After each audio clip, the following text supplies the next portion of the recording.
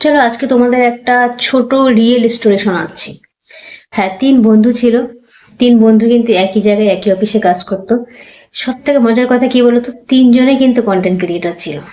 হ্যাঁ, 3জনের কন্টেন্ট হয়তো আলাদা আলাদা ছিল, কিন্তু 3জনের মধ্যে একজন ছিল একটু বেশি বুদ্ধিমান। আর কারণ সে চাইতো যে জীবনে অনেক উপরের দিকে এগিয়ে যেতে, তাই জন্য কিন্তু সে অনেক কঠোর পরিশ্রম করে যেত। আর বাকি 2জন ছিল যারা, তারা কিন্তু ওই করছি করবো হবে ইচ্ছা মতো কন্টেন্ট করতো। এবার যখনই তাদের মধ্যে একজন উপরের দিকে এগিয়ে গেল আর বাকি 2জন যখন সেটা দেখলো, তাদের মধ্যে একটা রেষারেষি চলে আসলো। যে অ্যাকচুয়ালি বলে যে কথায় বলে না, যে 3জনের মধ্যে যদি একজন এগিয়ে যায় তাহলে কিন্তু স্বাভাবিক একটু একটু একটু হিংসা হয়, এটা কিন্তু বাস্তব কথা। সেই হিংসাটা এমন এক জায়গায় পরিণত হলো কি তাদের 3জনের সম্পর্কটা কিন্তু ভেঙে গেল। বলো তাহলে এই রিয়েল স্টোরি তোমাদের কেমন লাগলো, অবশ্যই কমেন্ট করে জানাবে। এখন কিন্তু তারা আর কেউ একসাথে নেই, সবাই আলাদা আলাদাই ভাবে কন্টেন্ট ক্রিয়েট করছে।